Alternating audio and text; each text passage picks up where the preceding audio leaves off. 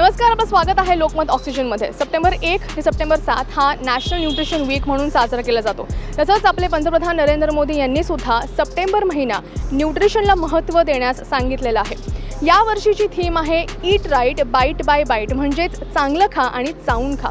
बरं, आहार काय असावा, न्यूट्रिशन का महत्त्वाचं आहे, बॅलन्स डाईट काय आहे, या सगळ्यावर आम्ही बातचीत केली। आम्ही संवाद साधला डायटिशियन अनघा कुलकर्णी यांच्याशी। पाहूया त्यांचं काय म्हणणं आहे। न्यूट्रिशन म्हणजे पहिल्यांदा असं आपण म्हणू शकतो की आपण जे काही खातो पितो त्याच्यामुळे आपल्या शरीराला मिळणारे सत्व, ज्यामुळे आपली ग्रोथ म्हणा किंवा आपली चांगली हेल्थ म्हणा, हे मेंटेन करण्याचं साधन आहे न्यूट्रिशन। त्याच्यामुळे न्यूट्रिशन फक्त न्यूट्रिशन असं नाही, त्याच्यामध्ये तुमचे बाकीचे हॅबिट्स किंवा इटिंग पॅटर्न्स, मील टाइम्स, हे सगळं आलं। सो एनिथिंग जे आपल्याला पोषक तत्व देणार आहेत आपल्या ग्रोथसाठी, आपल्या चांगल्या हेल्थसाठी, त्याला आपण न्यूट्रिशन म्हणतो। आणि जसं तुम्ही म्हणालात की आता न्यूट्रिशन वीक आहे and the nutrition month as well, या एव्हरी इयर जो काही न्यूट्रिशन वीक असतो त्याची एक थीम असते। So this time it is eat right bite by bite, अशी ती थीम आहे। ईट राईट हा फंडा पंतप्रधानांनी इंट्रोड्यूस केला, याच्यामध्ये त्याचं खूप हे मोठं आहे, कारण बरोबर खाणं हे तितकंच महत्त्वाचं आहे जितक्या बाकीच्या गोष्टी। त्याच्यामुळे न्यूट्रिशन म्हणजे काय, त्याच्यापेक्षा आपण काय खातो आहे, आपण बरोबर खातोय का, ते त्याच्याकडे लक्ष देणं जास्ती गरजेचं आहे। आपण लहानपणापासून साधारण जे खात आलो, म्हणजे पोळी भाजी, वरण भात, कोशिंबिरी, ताक, दही, ह्या सगळ्या गोष्टींमधनं आपल्याला काही ना काही प्रकारचे न्यूट्रिएंट्स मिळतच असतात।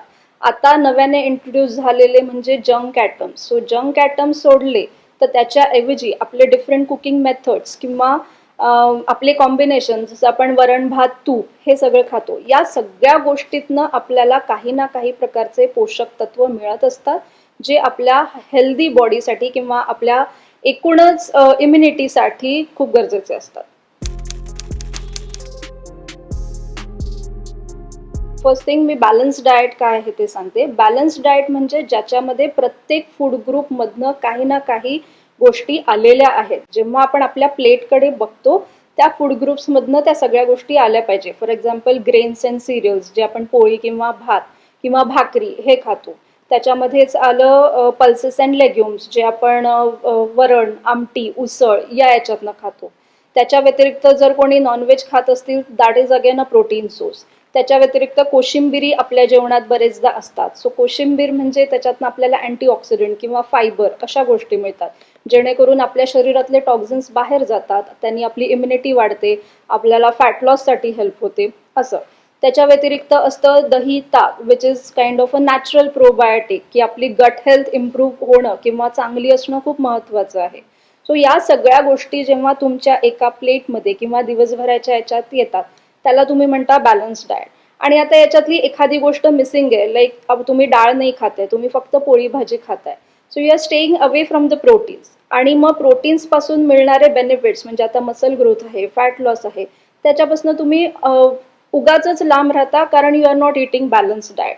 सो जेव्हा तुम्ही बॅलन्स डाएट खाता दिवसभरात किंवा एका याच्यात, तेव्हा that not only helps you for a weight loss और for a specific health, it also helps you improve your immunity. Immunity केव्हा वाढणार, जेव्हा तुम्ही सगळ्या प्रकारचे पोषक तत्व खाल, तेव्हा हळूहळू तुमची इम्युनिटी बिल्डअप होणार।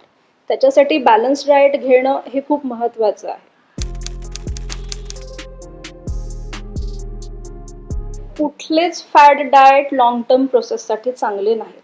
इंटरमिटंट फास्टिंग हे फॅट डाएट नाही आहे ॲक्च्युली, तो एक इटिंग पॅटर्न आहे। म्हणजे आपण पूर्वी जसं निर्जळी उपवास किंवा नॉर्मल उपवास करायचो, तो याच्यासाठी की थोडी रेस्ट आपल्या बॉडीला त्या याच्यात मिळाली पाहिजे किंवा डायजेस्टिव्ह सिस्टीमला मिळाली पाहिजे, जेणेकरून खूप इन्सुलिन प्रोडक्शन होता कामा नये। कारण आपण जेव्हा काही पण खातो किंवा जेवतो तेव्हा इन्सुलिन प्रोडक्शन होतं। आता हे व्हेरी करतं पर्सन टू पर्सन, त्याच्यामुळे कोणाकोणाला फ्रिक्वेंट मील्स जास्ती हेल्प करतं, कोणाकोणाला इंटरमिटंट फास्टिंग।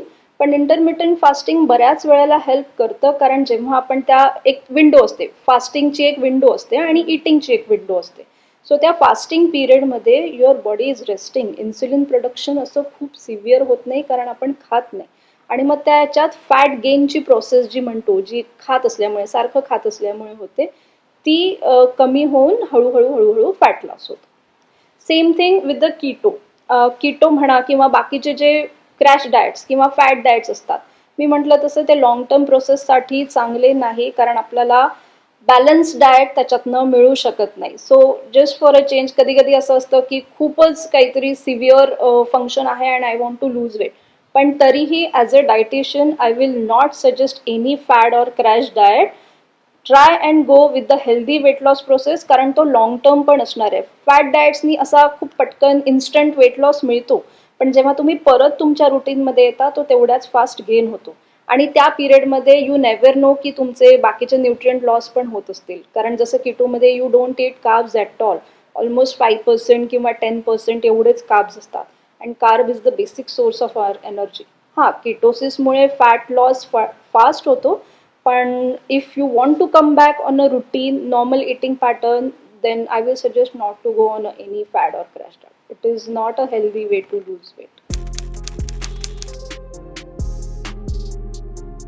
स्ट्रेसमध्ये ओव्हर इटिंग म्हणजे लॉकडाऊनमुळे आलेला स्ट्रेस हा जास्ती मेन कन्सर्न आहे ओव्हर इटिंगचा, की घरी बसून बाकी काहीच काम नाही आहे, तर लेट्स ट्राय अँड ईट. म्हणजे डिशेसचं पण खूप फॅड होतं मध्ये की ही डिश बनवायची त्याच्यामध्ये. पण याच्यामध्ये पहिली गोष्ट तर control, that is very much important. स्ट्रेससाठी हां, स्पेसिफिक काही गोष्टी आपण ॲड करू शकतो. हॉबीजमध्ये इंडल्ज करू शकतो किंवा मेडिटेशन करू शकतो. काहीच नाही मिळालं तर आपण डीप ब्रिदिंग करू शकतो, ज्याने थोडीफार याच्यात आपली स्ट्रेस लेवल कंट्रोलमध्ये होते. आणि after that you should be working more on what exactly you are eating. आपण काय खातो आहे याच्याकडे थोडंसं जरी लक्ष दिलं तरी तुम्ही तुमचे पोर्शन्स मग कंट्रोल करू शकता. आणि स्ट्रेसमुळे जे ओव्हर इटिंग होतं, आता pattern will change person to person, की जर तुमचं ओव्हर हिट होत आहे देन यू मेक शुअर की तुम्ही फ्रिक्वेंट इटिंग पॅटर्न करताय, की दर 2-2 तासांनी खाताय. पण त्यावेळेस मग हेल्दी ऑप्शन्स चूज करणं महत्त्वाचं आहे. आणि ते नसेल होत तर मग ओव्हर इट होत जाणार, मग ते स्ट्रेसमुळे असेल किंवा कशामुळे पण असेल, आणि ultimate result is fat gain, unwanted fat gain, ज्याची काही गरज नाही आहे. सो कंट्रोल आणि गुड चॉईसेस किंवा smart snacking we should say, हे जास्ती महत्त्वाचं.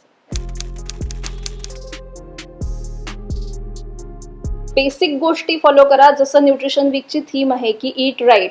कुठलीही गोष्ट जास्ती प्रमाणात खाऊ नका. आय विल नॉट से की तुमच्या फेवरेट गोष्टी तुम्ही अजिबात खाऊ नका किंवा अगदीच त्याच्यापासून दूर राहा. तुमचे पोर्शन्स बघा की तुम्ही एका वेळेस किती खाताय, याच्याकडे लक्ष द्या. ज्या सिम्पल गोष्टी असतात की दिवसातनं एक तरी फळ खा, भाज्या खा, कच्च्या भाज्या खा, बाहेर जाता तेव्हा बाहेर हेल्दी ऑप्शन्स चूज करा. अशा बेसिक गोष्टी जरी फॉलो केल्या तरी मग तुम्हाला खूप जास्ती फॅट गेन किंवा याच्याकडे लक्ष द्यावं लागणार नाही. So portion control is the key for everything. तुम्हाला व्हिडिओ कसा वाटला, तसंच डाएट किंवा न्यूट्रिशन संबंधित तुम्हाला कोणते व्हिडिओज पाहायला आवडतील हे आम्हाला कमेंट सेक्शनमध्ये नक्की कळवा. आणि अशाच व्हिडिओसाठी लोकमत ऑक्सिजन हे यूट्यूब चॅनलला सबस्क्राईब करा आणि फेसबुक पेजला लाईक करा.